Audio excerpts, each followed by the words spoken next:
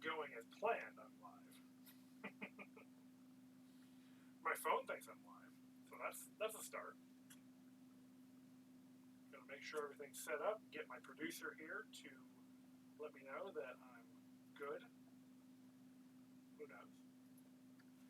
I'm interested to find out. Welcome to anybody who's tuning in to the first few seconds of my stream.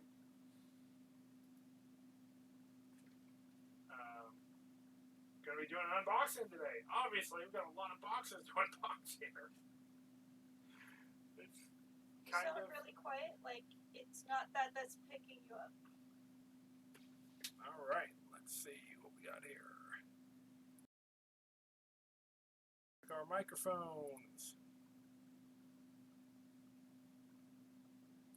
That is accurate. Hey, how about now? How do I sound? Can people actually hear me now? It'd be super cool if people could hear me now. You sound amazing. Oh, I sound amazing? That's so good. Oh, I don't believe that, but I'm glad to hear it. Thanks to my producer, Chelsea, for helping me figure that out, because I was set up for my gaming stream, not my unboxing stream. But hey, there we go. We're live. Here I am. I'm Neon Warlock. You can also call me Jamie if you want, because that's my name. And that's what my friends call me. And if you're tuning in, well, hopefully you're my friend. Not like that you already are my friend, but that we are going to be friends in the very near future.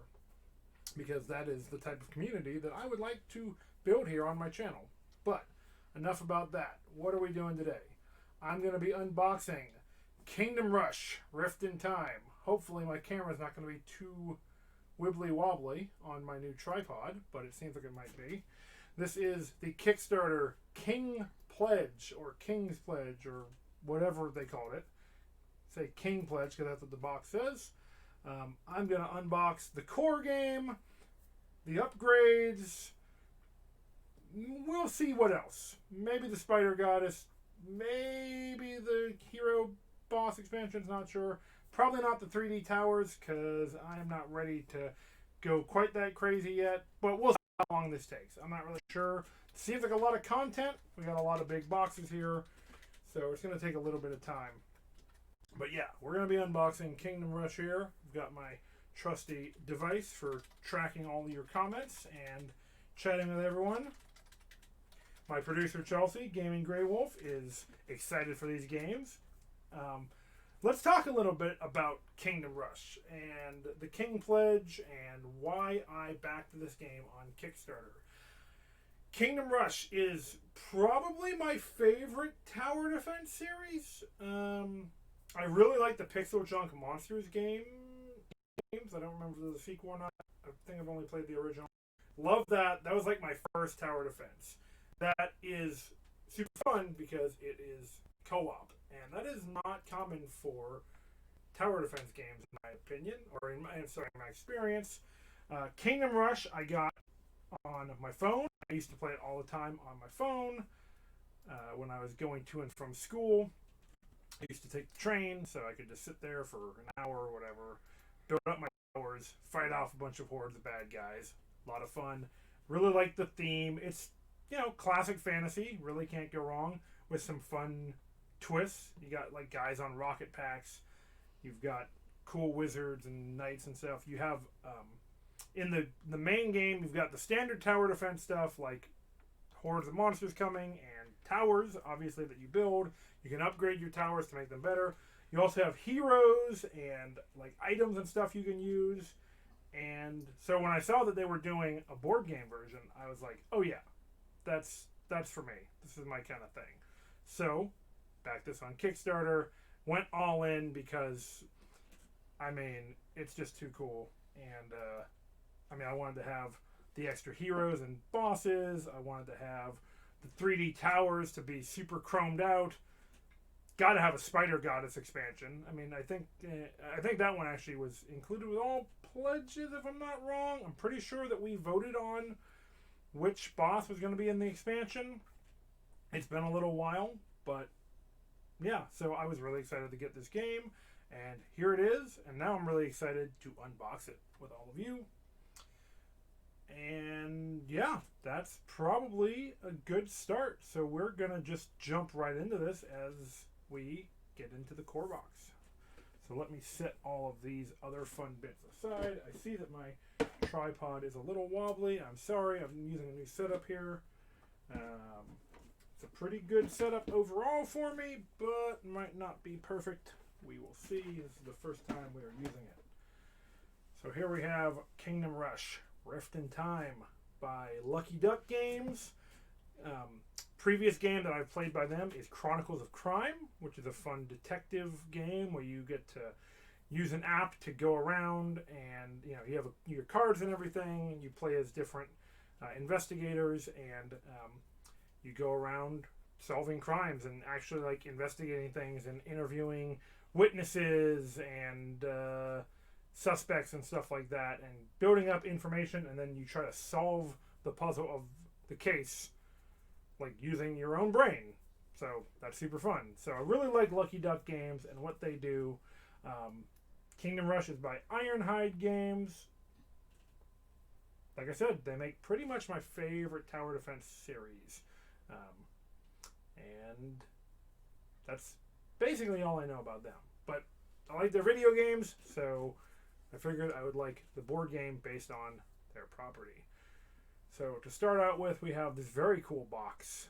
Very nice art on this, reminiscent of the art from the video game. Similar style, very recognizable logo, very recognizable characters, and like I said, the Flying Knight here with the rocket pack.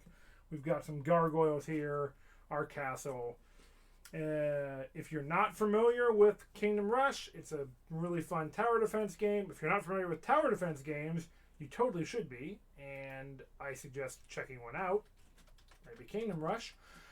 They are games where you have hordes of enemies approaching your kingdom or whatever, like some kind of finishing line, and you need to set up defenses along a path to fire at or fight off the enemies that you're fighting. And if they cross over into your kingdom or cross the finishing line, then they, usually what happens is they reduce your points or something, and if that happens too many times, you lose. So, not good. You want to fight those guys off as they're coming to destroy your kingdom. That's what Kingdom Rush is like, for sure. You've got your main finishing line is your castle, and then along the path out to your castle, you set up your defenses. You fight off goblins and bad guy knights and rocket pack flying dudes and all kinds of other stuff. And to do that, you set up like archer towers are your basic towers, and then mages. So there's like 2 different damage types. I know that is something else that this game replicates. You've got physical and magic damage, and certain enemies are resistant to physical or magical, so you can't use those damage types on them. You also have in the video game and in this soldier towers, where you put out little towers that put out dudes, little warriors who will stop enemies, which is a powerful technique for kind of creating choke points where you pause the enemies to fight your troops, and while they're fighting your troops, hopefully your archers or your mages or whatever are firing at them. That's a really good strategy in the game from my experience, and that is also replicated in this game, which I think is super cool. And then there's also like artillery towers, big cannons, stuff like that, usually manned by dwarves because it's a fantasy game. And again, all of this stuff, they have found a way to implement that in the board game, which I'm really stoked about. I was reading the rules for this on a PDF over the last few days, and I was really excited to see how much of the original games they brought into this. I have played other tower defense games. I really enjoy some of them. Like Castle Panic is a fun game. It's probably one of the first co-ops that I really got into early on in my board gaming cooperative adventures. But, it's a little more simple in some ways. It doesn't have as many... It's not so much that you're defending a central tower. In this game, you are using towers to defend your path, and then there's enemies moving along a path, and there's a bunch of different setups. Castle Panic's a lot of fun, but there's kind of just one board set up, whereas this is a game with a campaign and a book that, you know, tells a story and has you set up different objectives and unfolds new rules and everything as you go. So I think that's really cool. I'm excited to see how that works out. But to see how that works, we're going to have to open this box. Take a quick look at the back, though. Give an impression of what is inside here. We've got some really sweet looking minis, nice colorful boards. This is a game replicates the idea of using heroes and towers to defend your kingdom, which is super cool. As the foes are rushing them, you want to defend it. A lot of components in here. Pretty big box, as you can probably tell right here. Pretty thick. And yeah, I feel like there's a lot in here. But let's get into it. I'm really excited. I've been waiting to do this unboxing before, you know, obviously I got into the game and been meaning to do this for the last couple of days.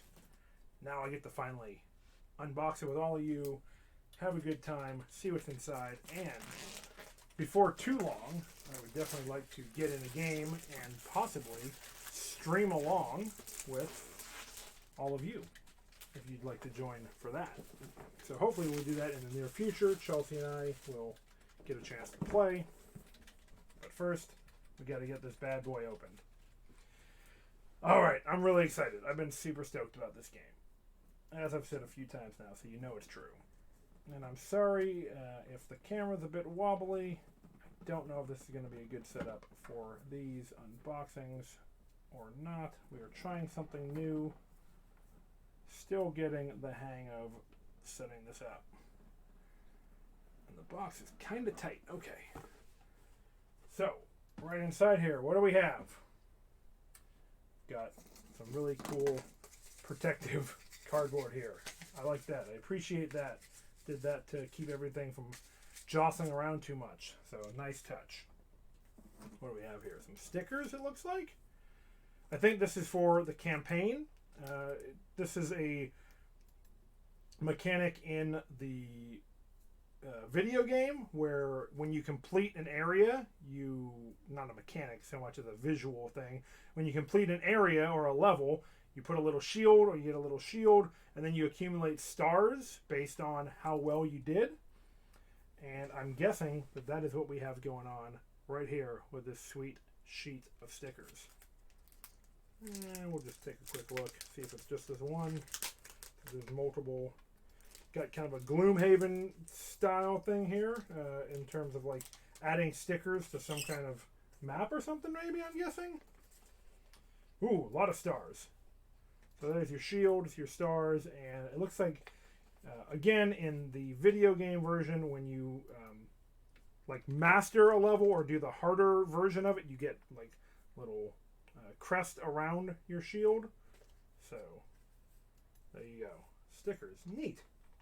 Who doesn't like playing with stickers? That's always fun. And you know, if you're watching and you are familiar with Kingdom Rush, why don't you talk about it in chat? How did you get interested in tower defense, or you know, where did you pick up your first copy of the game? If you don't know it, maybe let me know if you're thinking about checking it out after watching this unboxing. I think it's a game that a lot of people would enjoy. I certainly do. Okay, this is getting a little stuck here. Uh-oh.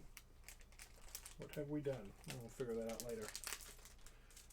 I think the cut outer sheet came off. All right, sticker guide. To mark your progress on your kingdom map, use the attached stickers. Cool. So, regular difficulty, challenge, and then iron. Okay, iron challenge is the shield there. Cool. Let me just spot check, make sure you can see that there. Nah, not really. It doesn't reflect too well. That's okay. We mainly want to show off the components and the minis. Next, we've got the rule book. As I always say, most important part of any board game is learning the rules, because without the rules, you're not really playing the game, are you? So I've already read through the PDF of this, which is available on Lucky Duck's website. So that's cool. Seems like a pretty straightforward game to begin, and then it's going to be unlocking new rules and content as you're going through the campaign. I know that the main game plays out over 6 phases that begin with monsters showing up and pushing farther into your kingdom, players playing cards and towers down to attack the monsters and the hordes that are coming at you, and then different like advancing and destroying the hordes, advancing the hordes that are remaining, picking up your cards and replaying them, and then you get crystals for every horde that you destroy, and that uses you use that to upgrade your cards. Another cool thing I noticed in the game is one of the ways, or the main way that you upgrade your towers, which is a big thing in the video game, that you use currency like gold to upgrade them. In this game, you actually pass your card to another player to upgrade your tower, which means basically you don't get the tower for that turn, because when you pass a card, it goes to like kind of a preparation slot in another player's discard, or not in their discard, but like on their board, and they can get it the next turn. They can pick it up, and then it's going to be stronger. But you're giving up something for the turn you're on, so that your next turn you're better equipped to fight off bad guys. So I thought that was a pretty cool mechanic. Then we've got here the scenarios. I don't want to look too far into this, since this is going to be spoiler territory, but we'll just take a quick look. Here's the general setup rules. So you're going to follow that for every game. Getting your board laid out, getting your paths laid out, setting up your supply of towers that you're going to have. And then here is the map for the first level. And pretty straightforward. Looks like you're starting with a horde up here. They're going to move down this path, fighting,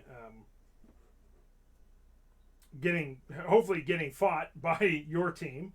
I really like the way it looks like these maps are set up. You get to create these paths for everything. And then players have assigned areas where they can build.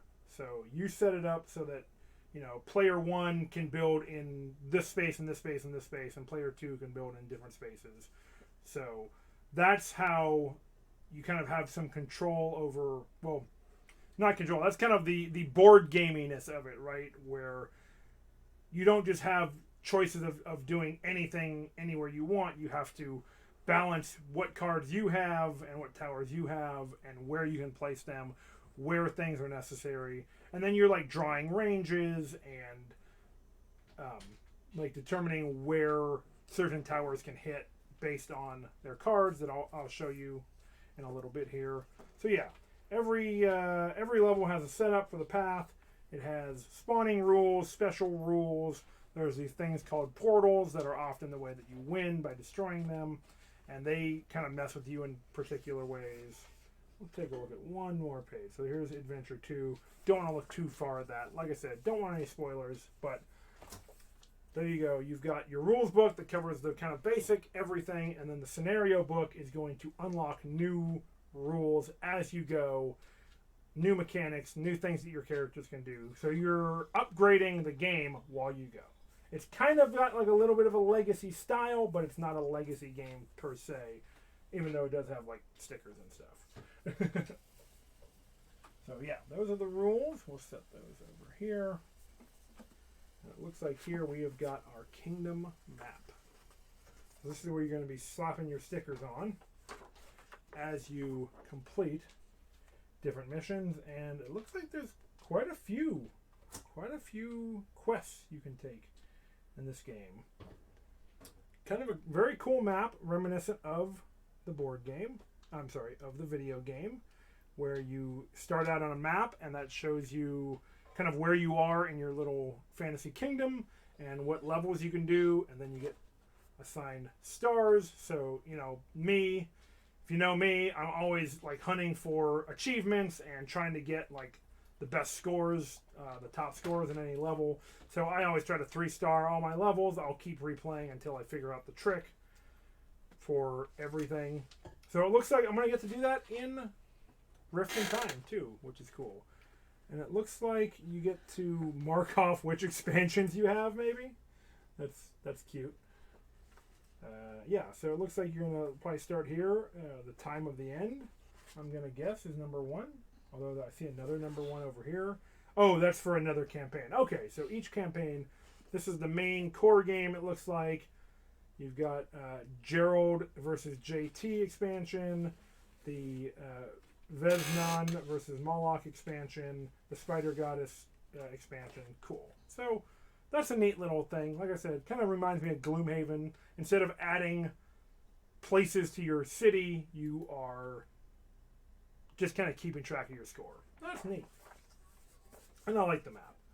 I like the classic fantasy art. All right. Let's start getting into these very cool looking components inside the box. Awesome. So here are the damage tokens. So this is going to be maybe a little overwhelming at first, but we'll try to walk through how these things work. These are your different damage tokens. In the game, every tower has a damage type and like a size. So like these are, I know, the artillery things, and they're going to cover the little enemy boards. The little enemy boards are going to have, they're called hordes. They're going to have like little grids of bad guys, and you can cover bad guys on a grid by hitting them with like this little marker here, this 3x1 here, or this 2x2 little corner piece. You're going to lay those on top of the bad guys, and once you've covered every bad guy on a tile, you'll get to clear that tile and get the reward for defeating them. So it's pretty unique system, at least to me. I have not seen this in really any other co-op games that I can think of at the moment. And it seems like there's some cool design space in the game where like archers might do little single hits and you can lay them out however you want on enemies that are, able to be hit by physical damage versus like magic spells. These little 1x2s here are going to be useful for certain situations. You got smaller blasts, a lot of different shapes. The 2x2 there is going to cover like a bigger swath of bad guys. So yeah, once you've covered all the bad guys on a tile, that's when you get to eliminate that tile and discard it and get the reward. And heroes also have different things like that. So yeah, pretty cool. It's just double-sided. That is how you are going to fight the bad guys. So that's a major part of the game right there. Here we've got these really cool map tiles that you use for building your path. I really like the style there. And it looks like they are double-sided. So you've got the building sites here, the green things, where you put your towers, and then these kind of tan, sandy-colored pieces are open spaces on the board where bad guys can move through. So you can create a lot of different paths with this. And then here you can build a bunch of different shapes of map using these guys. Very cool. I like the art a lot.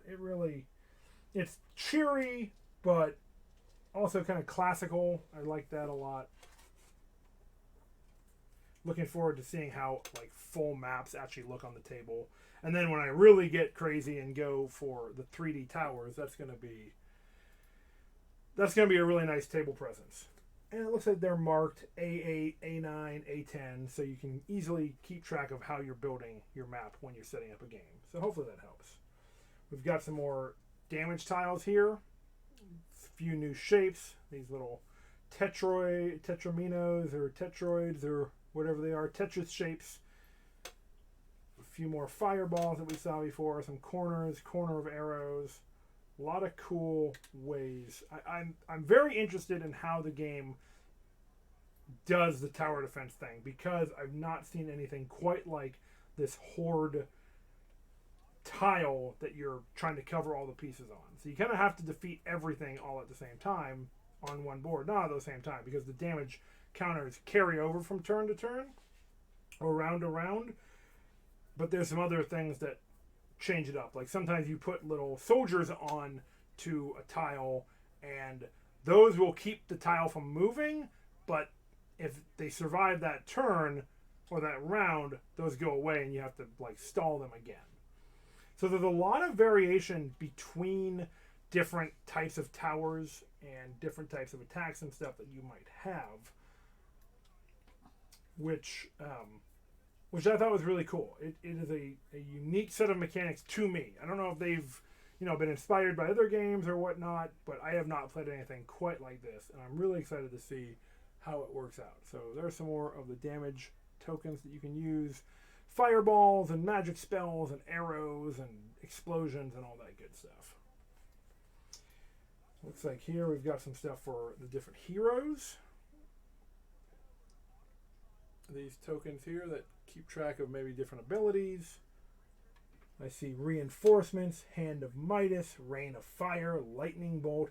It looks like you're going to be unlocking new abilities as you go. Here's one of my favorite playable characters, the Elven Ranger with her animal companion. It looks like she's got a wolf that you can send out with her. These are the the end of the line here. So when enemies cross this, that's when you're going to take damage to your kingdom. But yeah, it looks like all the different main characters have some cool abilities, and looks like you're going to be unlocking new abilities throughout the game, just like in the video game, which, the first few maps, you can't necessarily upgrade your towers. You might not have all of your abilities, but then like on the second map, you might unlock your reinforcements or your lightning bolts or whatever. So it looks like they've really done a good job of replicating that design in the board game, which I appreciate. Oh, cool. And then the back of these tell you what each of the abilities do. Very convenient. I did an unboxing of Aether Fields recently, and I was complimenting the design of the masks that have the cool thematic front and then the rules on the back. So I like when the components tell you what everything does. And it looks like this is how you're going to unlock new abilities, like the Wind. Choose a hero. That hero moves one space and performs a basic attack. That's super cool. That's a nice team-up move that the Ranger can do. Reinforcements. You may place each of 2 soldiers on different hordes. Very cool. You can use that to stop a horde from moving. So it looks like, based on my knowledge of the video game, that you're going to be able to unlock abilities probably along the way. And, that adds to the replay value, or gives you, strong motivation to keep moving through the campaign. You're not just going to be seeing the same stuff over and over again. Some games, that's fine, but I am a big fan of campaign games and upgrades and stuff like that. So I like what I'm seeing here. This is very cool. I like this system of unlocking new abilities. So yeah, it probably can't make out a lot of those, but it's just a sample of how it looks. And sorry about the glare. I still don't have a good setup for lighting. Here's another big path here. So you can see some farmlands where you're going to place your towers, the path that the bad guys are going to take through to your kingdom. Here's some more stuff. I don't know what all of these different pieces do. These look like the Horde selection. So you start by spawning at 1, 2, 3, 4, 5, 6. As more enemies are coming out, you spawn them in the lowest to highest order. Crystals that you get for upgrading your towers and buying new towers. Some more building sites, some hearts for tracking health, some cool, I think these are the player markers, so you know who is which player. More spells and stuff. Here's another middle path, just a nice straight ahead path. And then, a crossroads or an intersection. So here's going to be probably where enemies are going to be probably coming together, funneling down into a single thing. And that, I know, can be dangerous in this game because if an enemy moves and there's an enemy in their way, they jump that horde. So you need to balance stalling certain foes while also making sure to eliminate the ones that are farthest ahead. Because if the path is completely filled, then enemies go straight from spawning right off the map and start hurting your kingdom, which you don't want. And it looks like we got a lot of variety. The in the video game, they have these cute little distractions that go on in the background that you can like click on. Like you can click on fish that are jumping out of the river. Sometimes you get an achievement or a little small resource or something to use in the game. I don't know if that exists in this, but you do have these really great fantasy, like set piece kingdom looking things here. Little forests and trees and villages, because you're defending your kingdom. Like you got to have the people that live there. So here's their homes and their camps and workplaces and everything. Here's another map that looks like it's for some more complicated movement for enemies. Looks like a lot of points that they can intersect and meet up and do different stuff. And then here's a cool zigzag one. Looks like what's left is mostly forest and path tiles, but a lot of variety. I mean, that campaign book is pretty thick. That's probably like 20 something pages, maybe. So, and then we can see on the original map there is how many levels are there? 10? Yeah. And I actually started at the end. This is the first place, the Rifts in Time. The time of the end is the last main base game area, obviously. Of course it would be. So there you go. That looks like 10 at least starting missions, and then the expansions add more. So that's very cool. Seems like there's going to be a lot of playability, a lot of replay and value out of this. And we got some little sheep in the village here. Cute little guys there. A well. Lots of trees, lots of places to build your towers. And some more paths for the bad guys to take. Cool. So there's all the punch cards. And so far, really appreciating the graphic design and the look of all of the components. They're very cool looking, very nice tiles. Nice color, they really pop. Let's get a little bit deeper though into the box. And we have this kind of cool etched protector there with a tower. Because of course it's a tower defense game, so you gotta have towers. Alright, what do we get into first? This is hard. This is a tough choice. Lots of cool stuff in here. Let's grab these neat little clear... Actually, no. Let me go ahead and find where the towers and the hordes are so that you can kind of get a sense. I've been talking about how the damage works. Let's open up the Horde tokens here. And then you can kind of see what I was talking about in terms of how the enemies have these shapes that you have to cover up to defeat them. So here, great example. Here you go. Here is a horde of bad guys. And there we go. So you can see these little goblin dudes and one big troll. So when you are laying out damage on these guys, you can cover them with your little one size things or the different shapes. You want to cover all of the bad guys, and once you've covered them all, this card is defeated. You flip it over and you get crystals based on whatever's on here. So there's one crystal. This guy doesn't give you any, it looks like, but yeah. Or that might be a boss, though. So yeah, so you're covering up these little tiles with the tokens that I was showing you before, the damage tokens. So there's going to be lots of interesting shapes that you're going to have to contend with while you're laying stuff out. And I believe you can cover up stuff that's not like empty, like if you have like a larger piece, I think you can cover an empty space, but you can't overlap damage tiles. You have to do them, the tiles have to lay flat on top. You can't put like a damage on top of another damage. You have to just create a single layer of damage. There's also little meeples and stuff that you can put on these, but that's going to be different effects. So here you have another layout that you can do. So obviously larger damage areas are better because you get to cover more bad guys with each piece.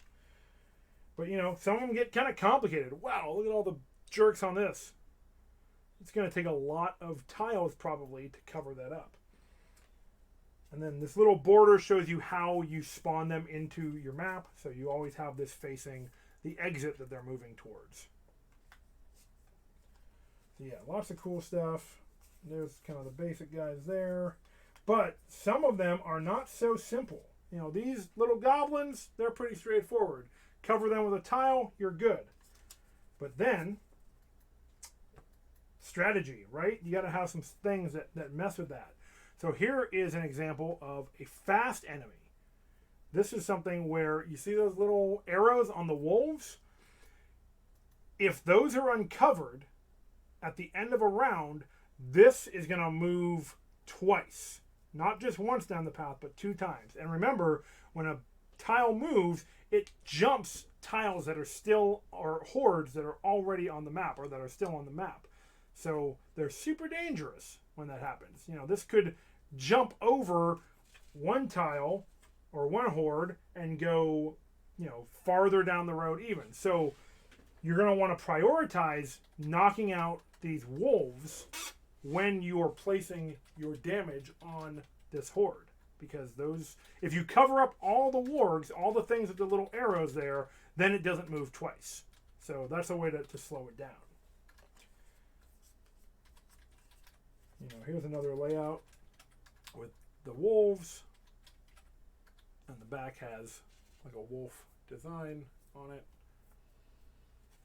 But yeah, so, again, you're going to want to hit all those wolves if you can. But that's not the only complicating thing.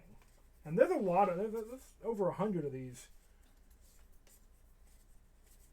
tiles, so a lot of variety.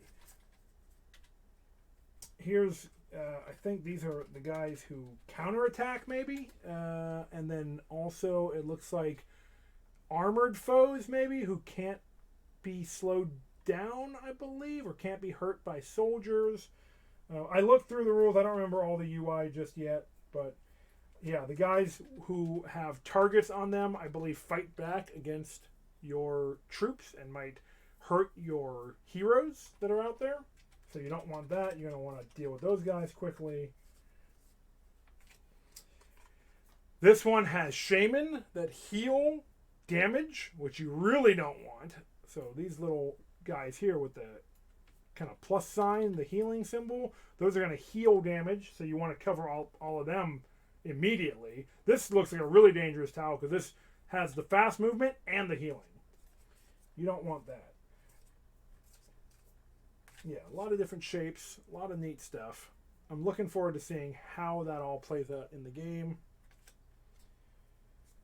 Here you got a big armored knight here. It looks like, I think some of these, this looks like no magic, so you cannot use a magic damage to hurt these guys. So that's another complicating thing. Some enemies resist physical damage, some enemies resist magical damage. And you're going to have to plan your towers accordingly. You can't cover it up. You can't, even if you have like a larger piece, if it's magical, you cannot cover this part using that magic damage. You can cover, I don't know, maybe this guy here, he can't be hurt by physical damage. So this is a really dangerous tile. Some guys can't be hurt by magic, some guys can't be hurt by physical, and some guys can't be hurt by soldiers. So This is probably a high difficulty tile that you're going to have to plan around and have the right shapes of pieces to put out on them. But yeah, like I said, there's a ton of these tiles, a lot of really cool stuff. That's the basic Horde tiles. And let me show you real quick the little trays that they go into. So here you go. This is how you put a Horde onto the map, and then you move them in this little tray. That's to keep the pieces, the damaged pieces on there inside this little box. So when you're moving around, if they jostle a bit, they're not going to go flying everywhere.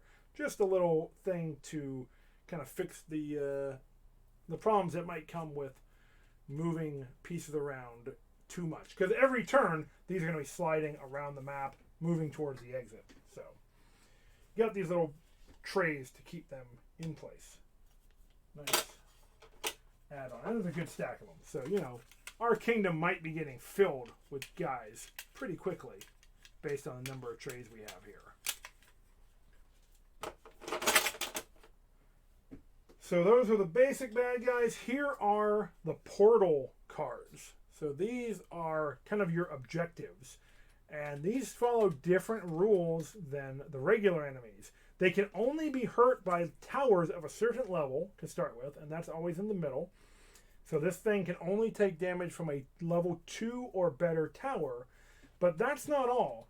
When you use a tower to attack a portal, that tower goes away, and you have to rebuy it.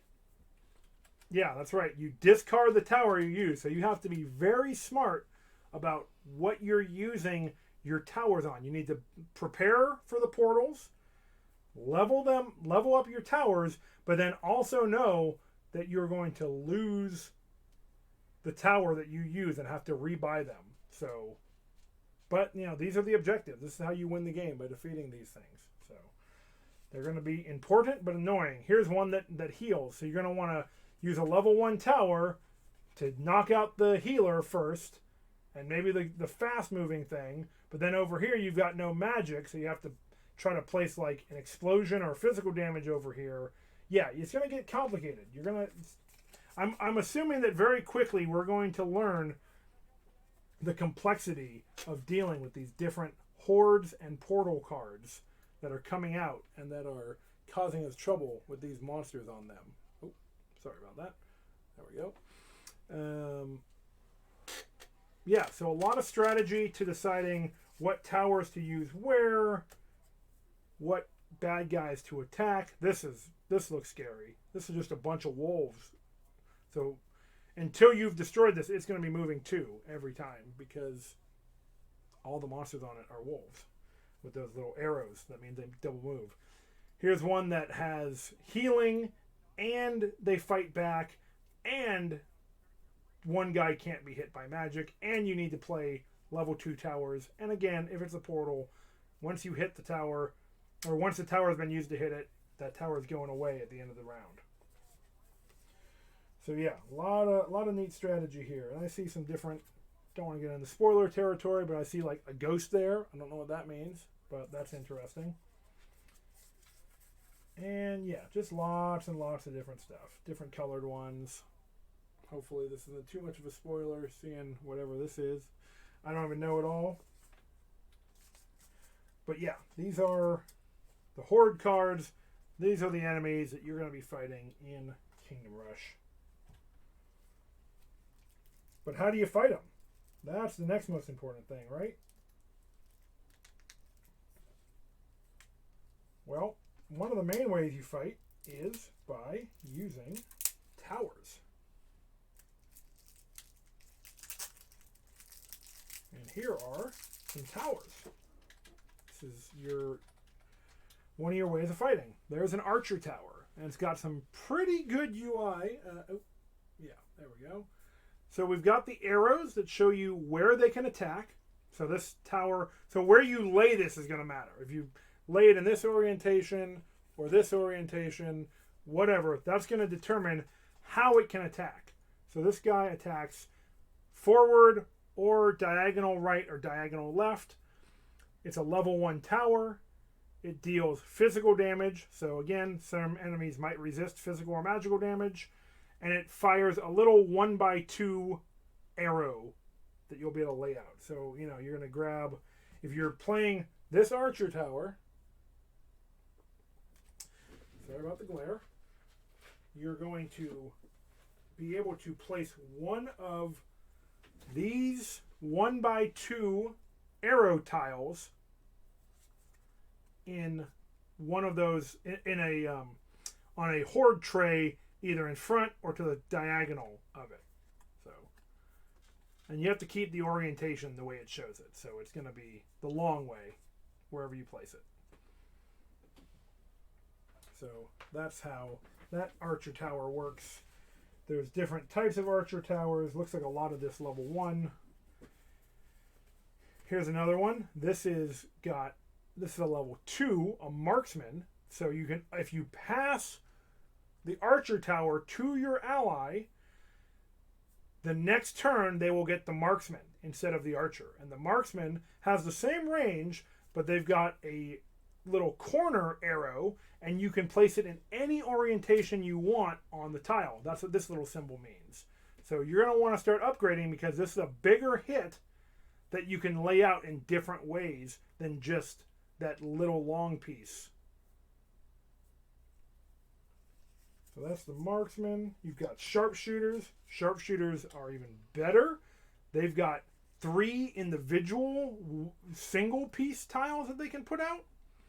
And they can fire in the same orientation or up to 1 farther down the path. That's what the 2 arrows mean right there.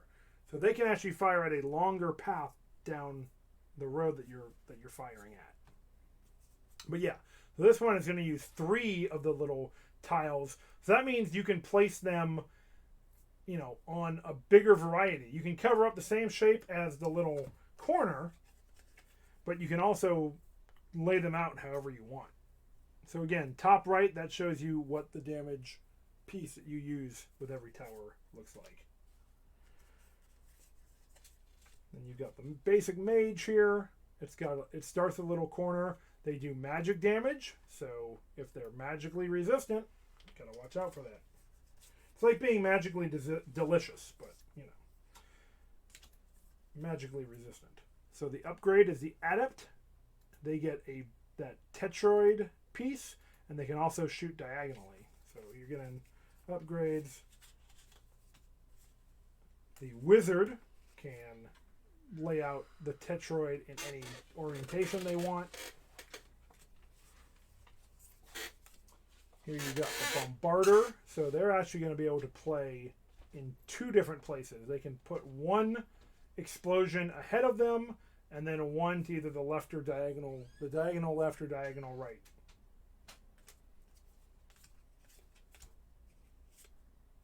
And then compare that to the artillery at level 2. That's going to put out a 1x2 ahead, and then a blast to either side diagonally.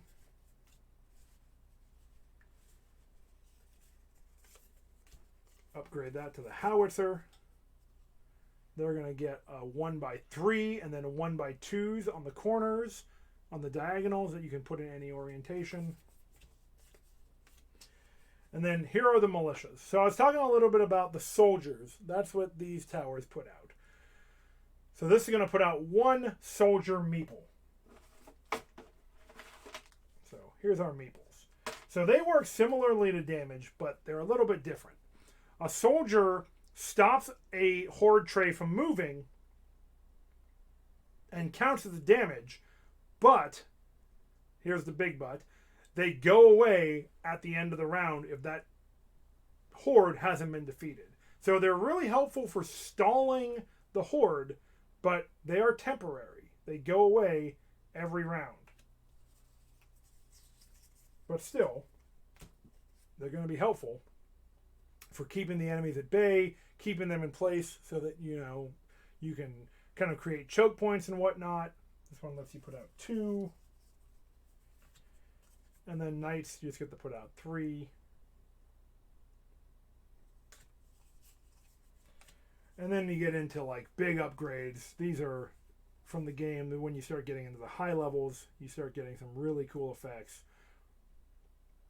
These Rangers are really strong. They're firing out 5 different little single hits. This is putting out 2 of the corners.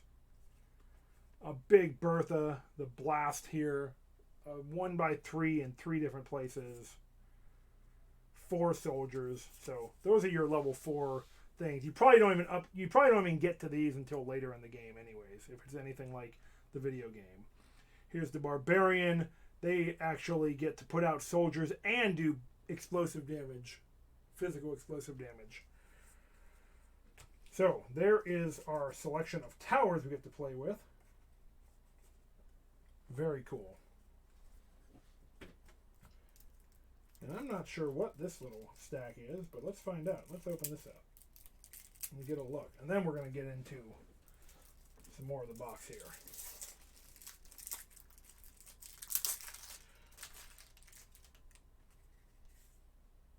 These look like maybe some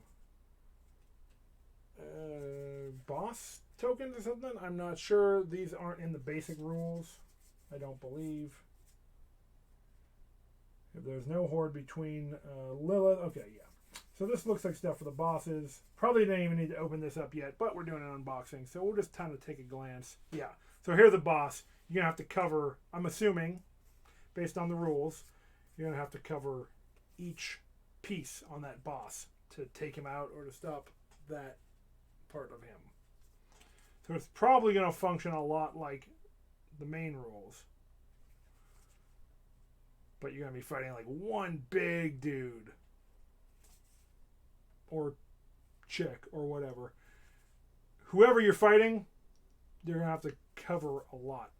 It looks like this is like maybe the full tile you have to cover. That's going to be, unless you're only covering the ones that are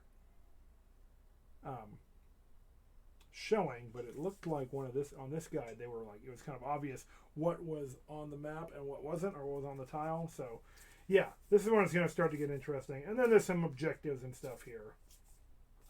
We won't spoil all that, but a lot of variety.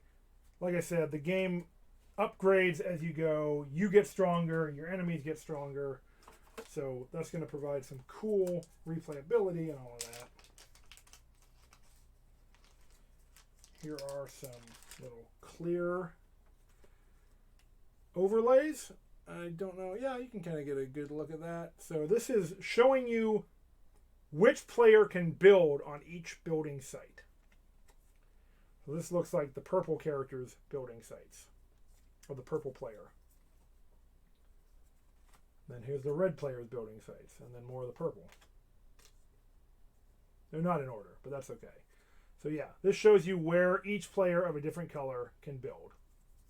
So you'll lay these out on the map when you're starting, and that'll just kind of help you keep track of where you're allowed to put your stuff.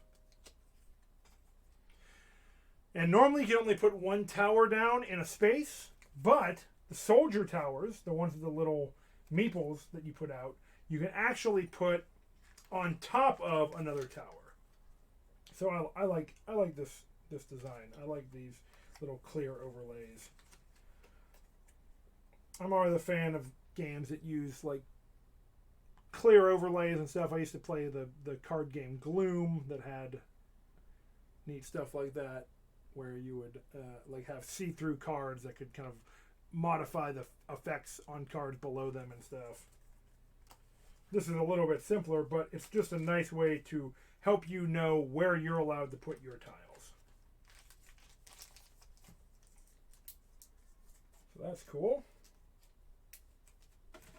We've got our little soldier meeples that towers put out. These are damage types aren't limited in the game. Like if you don't have the right damage tiles you need for a particular damage type that you're doing, you can just kind of draw it using another piece. These are not, though. You have a limited number of soldiers you can have in the field at a given time. So once you run out of these guys, you have to start replacing them. It seems like it's a pretty generous amount. Looks like it was, what, 12 of these soldiers, but you have to use them sparingly from round to round. Too many soldiers aren't going to work on the map. So that is what it is. Those are neat little meeples. They remind me of the characters from the game that you put out, the little reinforcements. So that's a nice custom meeple there. I always appreciate a good custom meeple. Got plenty of the basic ones. I like seeing some new stuff. And what is a game like Kingdom Rush without heroes? So here are the heroes you can play. I am not good at remembering characters' names, but here they are. And these are neat little boards here. Can't quite get them all in the frame, but here is Ignis, I think. Yeah, Ignis. Alera Swiftwind, good elven name. Malick, Hammer Fury, sounds like a metal band. Probably something I would listen to. There's Lilith. And a Magnus Spellbane. So there's the backs, but here is the front of Magnus's card. So you've got your basic information. So if you activate your hero, you put their card down on top of here. And if you have your hero active, that's when you can use them. If your hero gets knocked out from damage, then you respawn them on the next turn, and then you can use them the turn after that. So you have to be careful. You don't want to have your heroes get knocked out, of course. They have a basic attack. They can move around. You can use them to place on top of a horde of enemies. So you can actually use their base to count as damage. We'll get into the minis in a minute, though. And they can also do basic attacks. He's got a place for incoming towers. So like I said, on your turn, one of the things you can do is upgrade a tower by passing your tower card to another player. You actually upgrade it, then you pass the upgraded card into this slot here. So on the next turn, they can draw those better towers.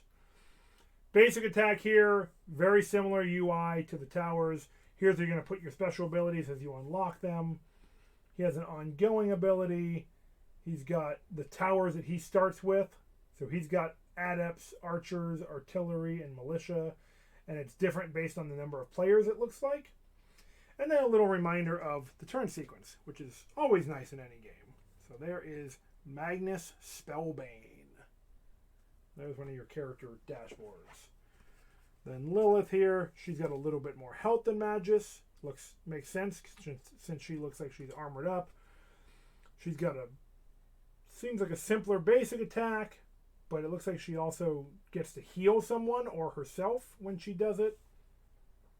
She's got her ongoing and her starting towers. So which character you play is going to affect which towers you have access to at the start of the game, and also give you some cool basic attacks that you can do. And like I said, you can also place your character onto a horde, but the thing is, that makes them take damage. So they can move around the map, they can move to the path, or they can move onto tower spaces. But if you move them onto a horde tray, an enemy, they're going to cover up a space on the map, or on the horde, but they're going to take a damage. You have to tick down their damage at the end of the round. So it's helpful. It's much like the soldiers. It will stop that horde from moving, but your hero is getting hurt while they're doing it. So you're going to be balancing what you want them to do in terms of doing their basic attacks, using their specials, keeping them healthy, and also using them as soldiers in their own rights. And there's Ignis. So 5 choices in the base game. That's pretty good. So one more important thing in this core box. Let us look at the minis. Your favorite part and mine. And we will start with the most important mini, possibly one of the most important minis I've got. After my penguin with a top hat and a briefcase from Aetherfields, that's going to be hard to beat, but here we go. Kind of hard to see, but here we have the cat. I mean, that is super important. The cat mini. So glad that that's in here. Very cute. Yeah, very small little kitty friend. And, you know, these are nice sculpts. These are neat, cute little sculpts here. We'll pull out all the heroes, and we'll save what's in the box for a minute. So like I said, you can place your heroes onto a tile to cover it up to count as damage. So, you know, when you're laying out, you might go, okay, I want to cover up this corner, or maybe here, because I can cover up a single and a single there if you have archers. So your heroes are versatile. So you want to keep them healthy. All right, so they're not super detailed sculpts, but it kind of makes sense since this is a very cartoony game that's not going for like a realistic look. We've got Ignis there, all fiery looking, and you know they're good. They look good. They look fitting for the video game and for the art style. They're kind of cartoony minis, and I think that actually suits the look really nicely. Got his nice flamey body there. Looks like he's looking to do some damage to some bad guys. So there's Ignis. Here's Alera. I like her pose a lot. She's like crouching down. That's a lot of the art depicts her that way. And honestly, like the detail is pretty good actually. I think that it like I said, it really fits the cartoony aesthetic. I think it's probably intentionally a little bit kind of rounded and flatter. I mean, not flatter, but just kind of bubbly. And I think that serves the game well.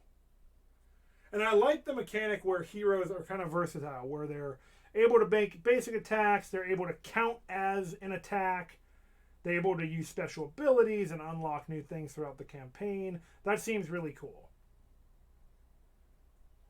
So there is our Elven Ranger, Alera Swiftwind, and her sweet bow. Presumably she will come with some archer towers. Oh, this one's cool. There's Magnus with his sweet wizard's mantle. Casting a rad spell from his outstretched hand. He's got his scepter there. His flowing robes. Very majestic looking wizard. Really cool. Might want to get these painted at some point. There's Malick with his big beefy barrel chest and his giant hammer and his nice hairstyle. Mostly bald, like me. Yeah, he's got this big old club. Got his bare feet because he's a big, like, fire elemental dude.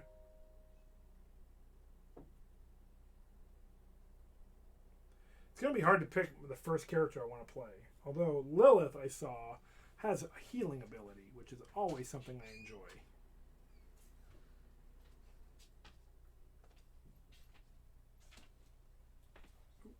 Let's see. So there you go. And I know that the orientation of the mini also matters. Like you have to face them to see where they can use their attacks. So every time you move your mini on the map, you can choose their facing when they've ended their movement, and then you can determine which way they can do their various attacks based off of that.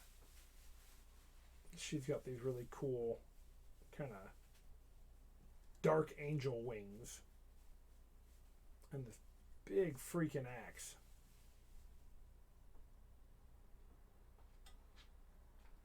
Really neat. So there's your heroes. But heroes aren't the only minis you get. Because it's not just heroes in this game. We've also got some villains. Ooh. Aha. Okay. I don't know the villains' names yet, but here's one of them. We'll call this one Left Villain. And this one's very neat. Nice detail. But what's up with that base? That's interesting, isn't it? Kind of cut out base like that? What could that mean? Well, let's take a look at who I'll call Right Villain. Interesting, right? There she is. Cool. Swooping cloak legs, kind of mermaid leg thing going on there.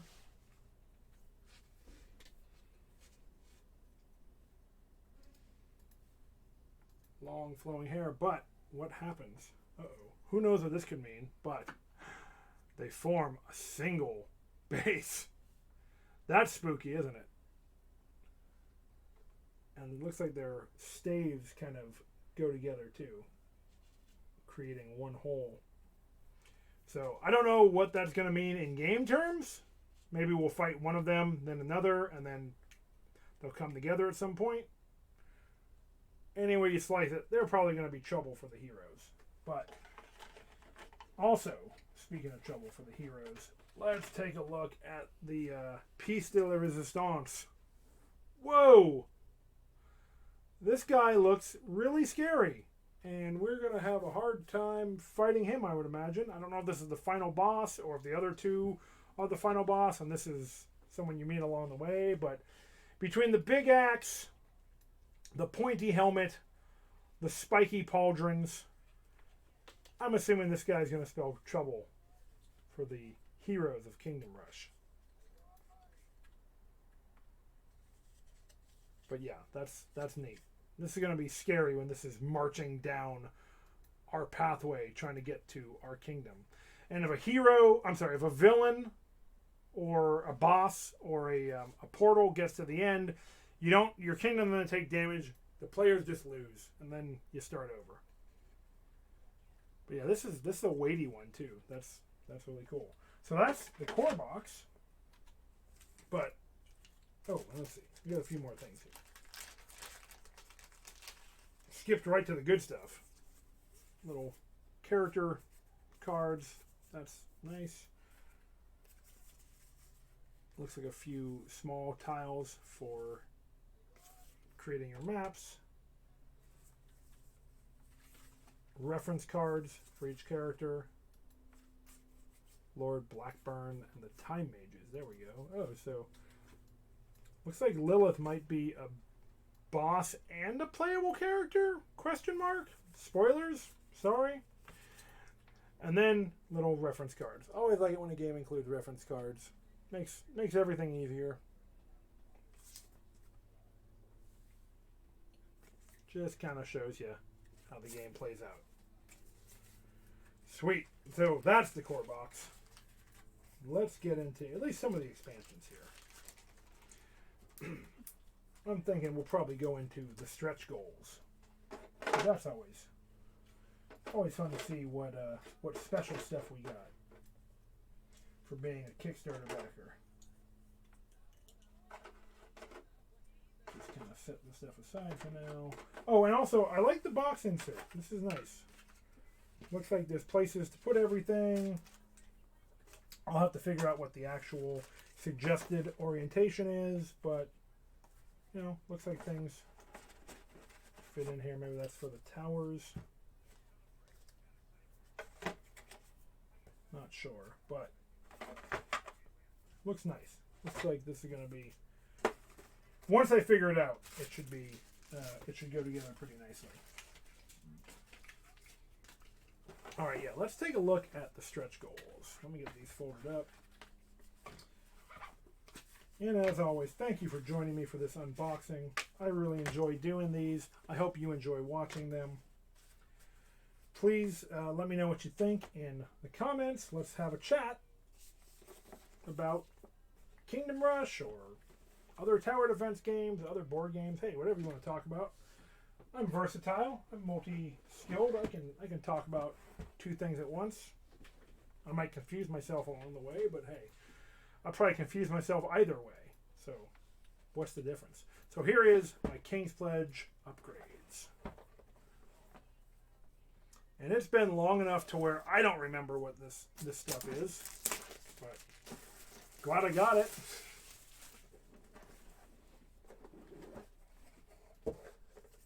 Okay. Ooh, what do we have here? Oh, this looks cool.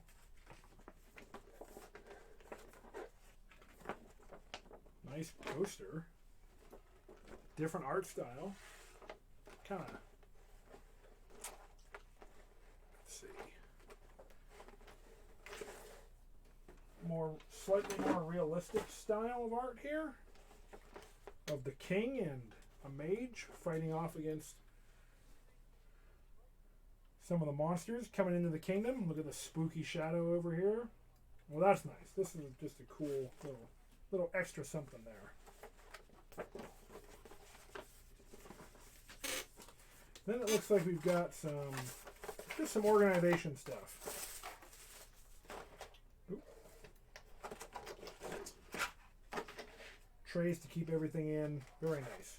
I'm going to probably figure out how to store all this, but I appreciate it. Here are the wooden hearts. I know that there was a little bit of a controversy. These were supposed to be red, and Lucky Duck Games have said that they were going to replace these for anybody who wants the red ones.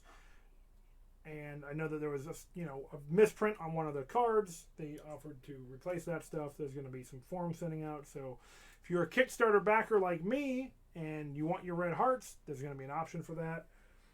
I don't know what the exact production issue was, but well, things happen, huh? But for the time being, we've got some gray hearts. Looks like we've got some. Ooh, I like this. Now here are some replacements for the meeples. Instead of the meeples, we've got nice little soldier minis.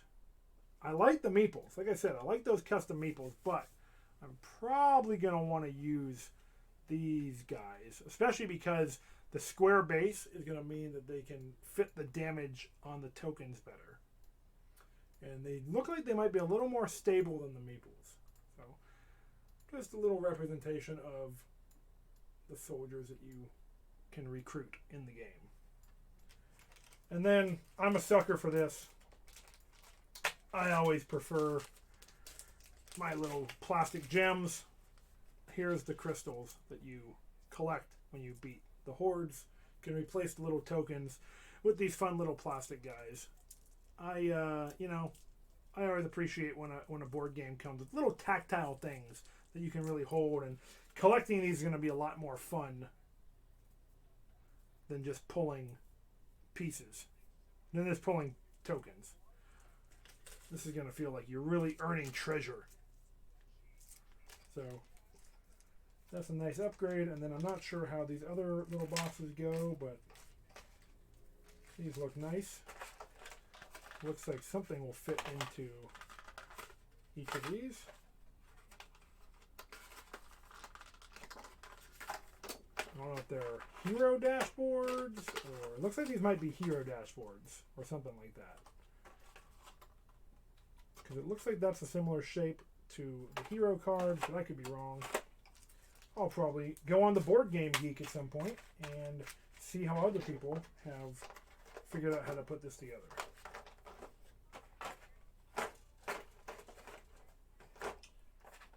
But that's nice. Those are going to be helpful for organization, and the poster's cool. So that's why it's worth it to get the Kickstarter edition if you can. All right, let's see. I think we will probably do let's do the heroes and bad guys. We'll do these expansions here. So we've got Gerald Lightseeker, or Gerald, Sir Gerald Lightseeker versus JT. That's Gerald, I believe. That's JT. And then Veznan versus Malick. I believe I'm getting that right. So an extra hero, an extra boss, and a campaign for each of them. So this is going to add not just playable characters and villains, but even more story to experience. Let's start with Veznan and versus Malick. Hopefully they're planning more stuff. I know that there was some voting for different options during the Kickstarter, and I'm excited to see how they might expand this with. I'm pretty sure I already read that they're planning their next Kickstarter already, so I will probably be going in on that, assuming that it plays as well as it looks. So here's the scenario book for this. We've got some cool new tokens here, and by cool I mean hot new tokens, because it looks like Veznan or Malick. I think Malick might be the fiery type of villain. Looks like some new damage types here, or some new damage counters. We've got the fire. We've got some new abilities.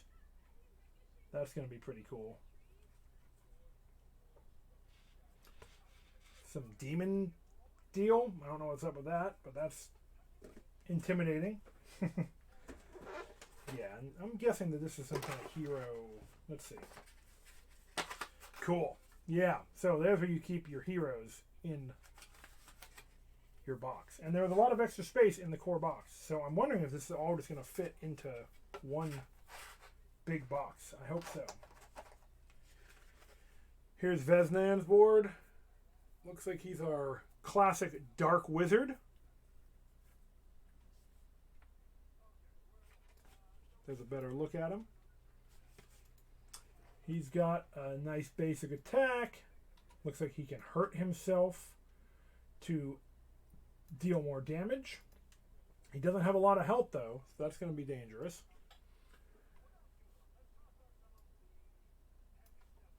I don't see an ongoing ability, but he does have, when a horde is destroyed, which has one of his damage tiles on it, instead of gaining crystals to the team supply, put them on his hero board. Crystals on Veznan's hero board cannot be spent. Interesting. When he rests, the team gains all crystals on his hero board. Okay, so he holds on to your resources until he rests. Interesting. So he's kind of, you're going to have to make some important decisions about which enemies he beats. Oh, his mini's super cool, though. Check out that spooky Dark Wizard. He's got that big Dark Wizard energy. Nice cape. Impressive collar. Very mysterious. Nice detail. Like that flowing cape he's got going on.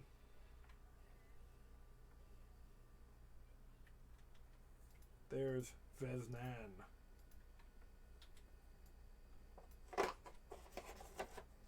He comes with his own reference card. I won't open up all of this stuff, but it looks like we've got his character card, some new... Ooh, Cerberus. Uh-oh. Some new stuff like that. These look like well-designed inserts here that will store everything, or possibly can be moved into the core box. We'll see. And this must be Malick. They love their big bad boys, don't they? Check out this handsome fella. Smithers, who's that goat-legged fellow? I like the cut of his jib. Yes, I can quote The Simpsons all day. And I will stop. This is a very cool devil dude.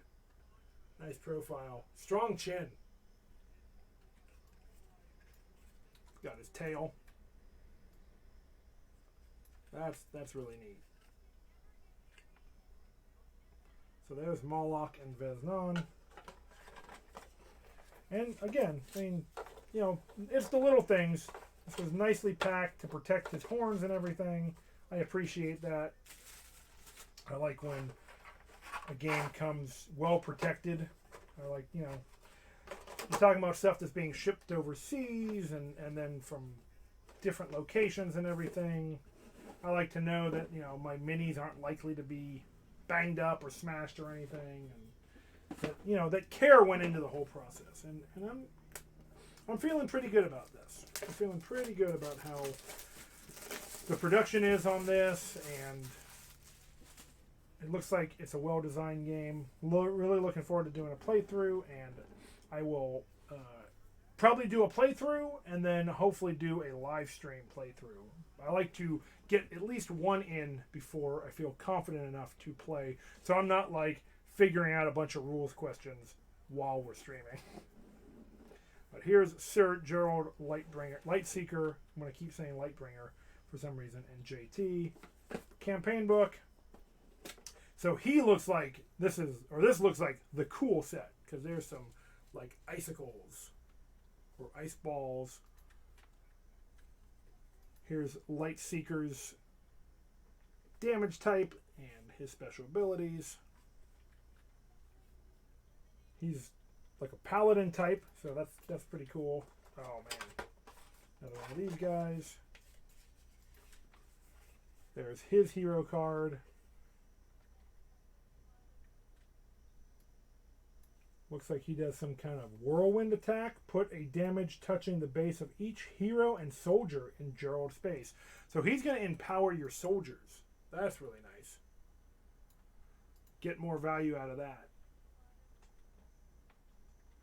Cool. He's got an ability called Protection. Heroes with Protection do not take any damage until the end of the round. Sweet. I like paladin characters too, so that's pretty cool.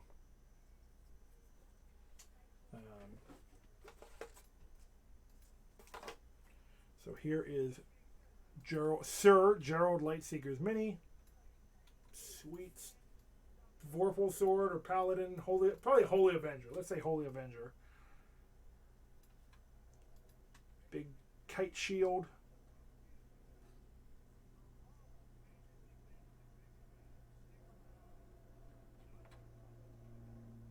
This looks like this is going to be a fun character. I like defensive characters, tanks, and support.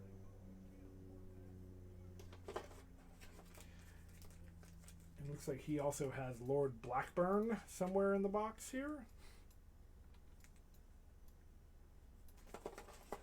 These cards, but so I saw this when I was opening this up, and I've been excited ever since. This looks like this might be the coolest mini so far. And I use the term mini lightly. So here we have JT, a big boy. But what's that in his hand? Uh-oh. Looks like he is about to eat one of our poor soldiers. How unfortunate for that guy. But this is fun. This is a fun mini. This is the type of thing that I'm really into. This is going to have a real nice table presence, and when we see that coming at us, we're going to be afraid, aren't we? We're going to see JT coming out with a big old fist full of soldier that he's getting ready to chow down on, and it's going to make us reconsider some of our choices, isn't it? But yeah, again, real nice weight to these too. That's a lot of fun. He looks so happy. I appreciate that. Even if he's a bad dude. I mean, you know, at least he loves what he's doing. Cool. So there is that. I think we have time to do one more. Like I said, I'm not going to open the 3D towers just yet. I don't have a good setup for using them. But I think the Spider Goddess expansion is probably worth taking a look at. I believe this is the expansion that we backers voted on. There are some really cool choices. I really wanted the tree bad guy, the tree monster, but I mean, with a name like the Spider Goddess, like, what were the chances, right? Plus, I see this cool wizard lizard here. So obviously, I am not too disappointed that my first choice wasn't the one that made it. And who knows, maybe the future Kickstarter is going to revitalize some of the characters from the previous voting. It looks like we've got some more heroes in here, maybe. That's an exciting thing. Yeah, 2 more heroes, it looks like. A couple reviews from some great board game reviewers.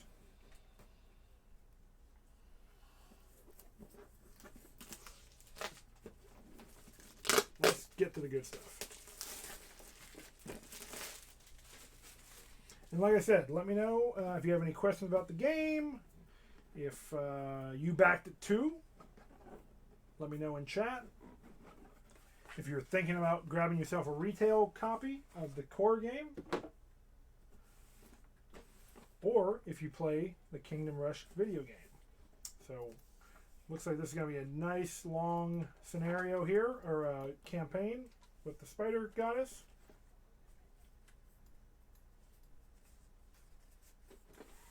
Set that to the side.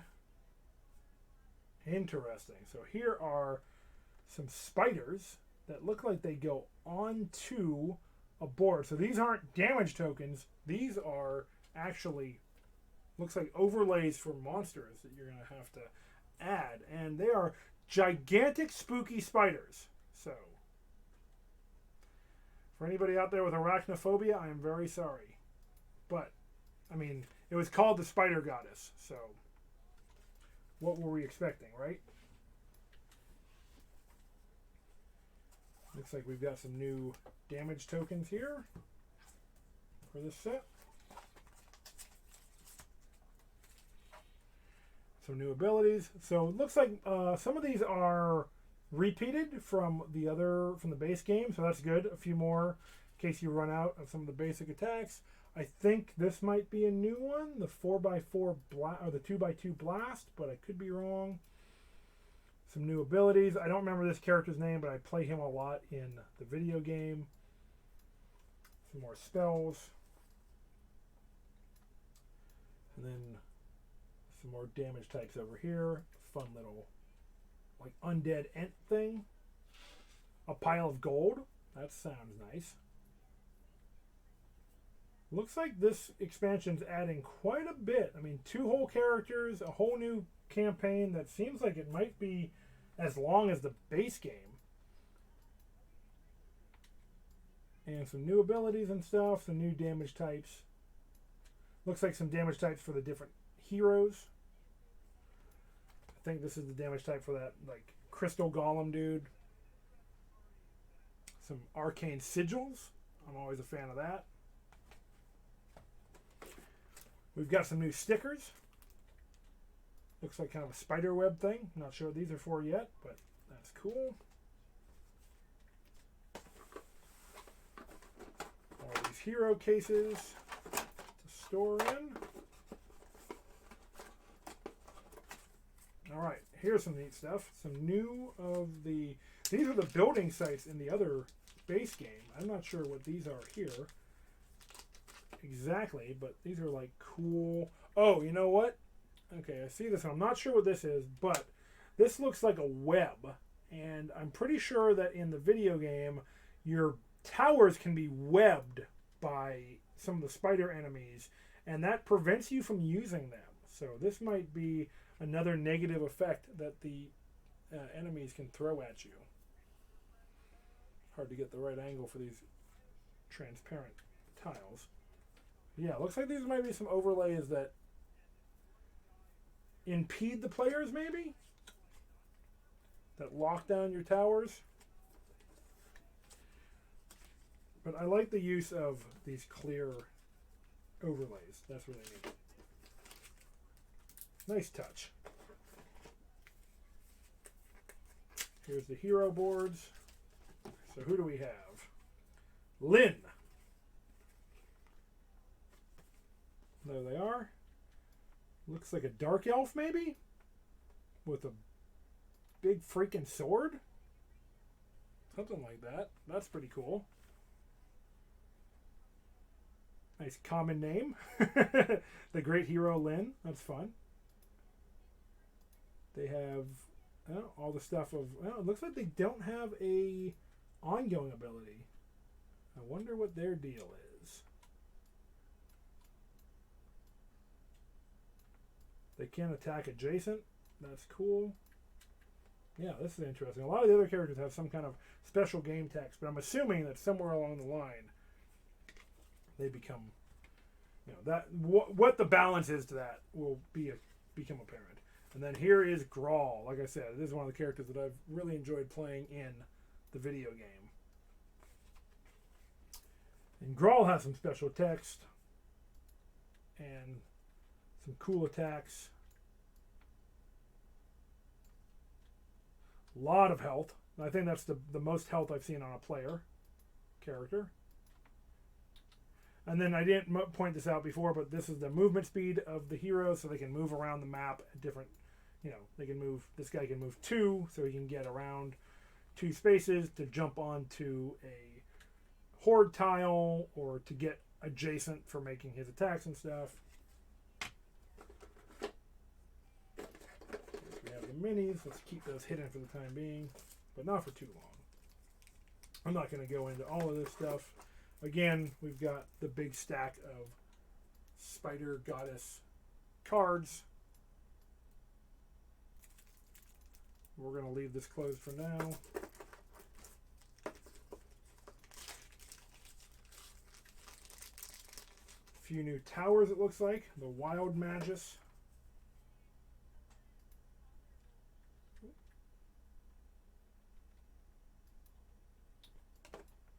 Golden Longbow.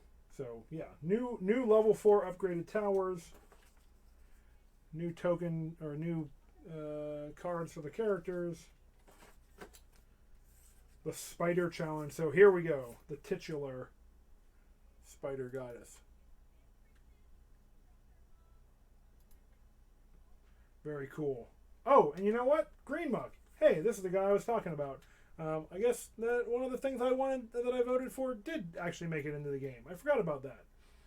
So yeah, Green Mug. I really like Ents and tree monsters, and that was an easy choice for me for the thing I was voting for when they were asking Kickstarter backers which bad guys we wanted to see in the game, and Green Mug was my top choice. So I guess I did get my way. That's nice. That's a nice surprise.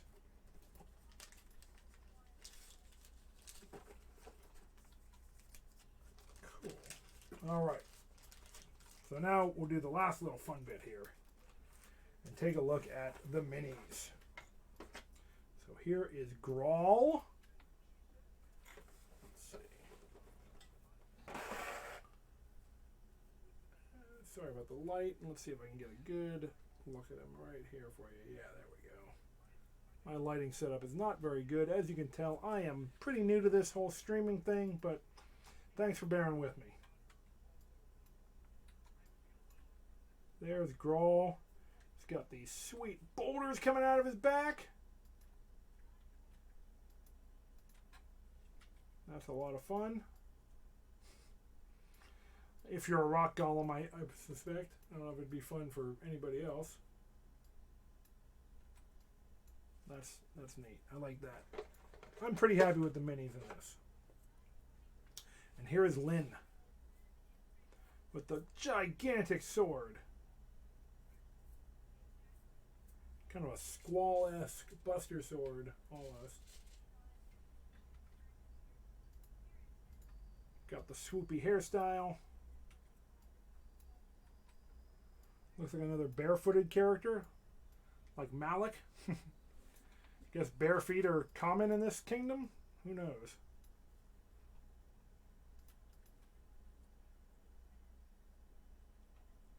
That is very cool.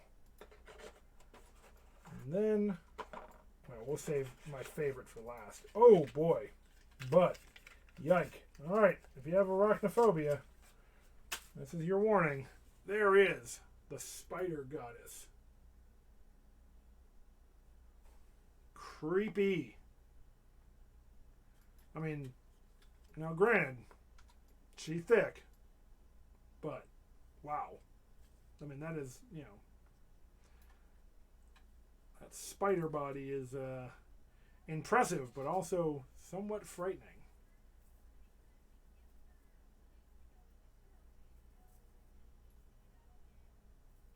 He's got that intimidating staff, big old plume of hair. Them legs.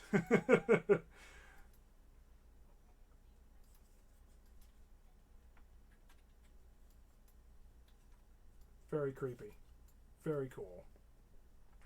Pretty happy with the expansion that got voted for. That's rad. But here's the one I was most excited about. The one that I remembered from the campaign and thought might not have gotten voted for. Here is Green Muck. The big, undead, creepy tree dude. Oh, this is so cool. This is a mini I'm very happy to add to my collection.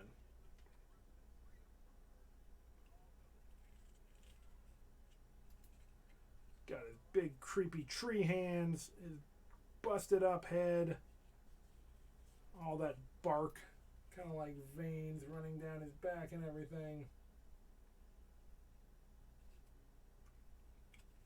This is a really cool one. I'm glad that Green Muck made it into the final product. I'm excited to see what the next expansion is going to bring, though.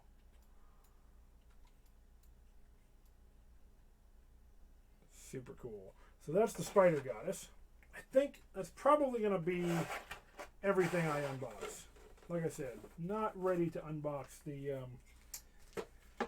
3D towers just yet, because I don't have a good setup for using them at the time, but I'll probably open those off stream at some point. But I'm really excited about this game. I am very happy with what I've unboxed here, with the quality, with all the neat mechanics that I've read about and that I've talked to you about. I'm really excited to get into this game. And if you are interested in seeing a live stream of Kingdom Rush Rift in Time, I'm planning on doing one in the near future. I don't have an exact time for that yet because I still have a few other games that I unboxed that I've been promising to run a playthrough of. But, you know, this one might move to the top of the list before too long. We'll find out. But yeah, if you did get the King Pledge, or if you're interested in this game, this is the other thing that I'm not going to be unboxing right now. But these are the 3D towers. This just gives you like little platforms to put your towers on when you build them, which makes it look a little bit more like the video game, that three-dimensional space in the game. Yeah. But yeah, thank you for joining me today as I unboxed Kingdom Rush. I had a lot of fun. Now I'm just super excited to play the game. We'll see if I jump into one right now, but that's neither here nor there. If you had a good time and you want to follow along and join my community, please go ahead and give my channel a follow. I am Neon Orlock, also known as Jamie. I unbox board games. Oh, hey, it's Cannon. Thank you for the follow. I really appreciate that. I assume that you are, I know who you are. You're my good friend Casey. Hey, thank you for joining me. I really appreciate that. Thanks for checking out whatever part of the stream that you got a chance to see.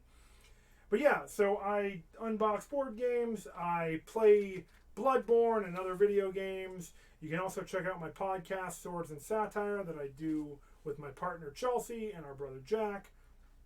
We try to create a community that is fun and open to anybody who's interested in games and having good times, especially cooperative games, because that is pretty much the only type of games we play, cooperative or narrative story games. And yeah, like I said, maybe in the near future we will have a live playthrough of some of these board games I've been unboxing, because now I'm just super excited to actually get a chance to play all of them. But yes, thank you for joining, and I will see you next time. Have a great rest of your day, night, afternoon, whatever time it is for you while you're watching this. Take care.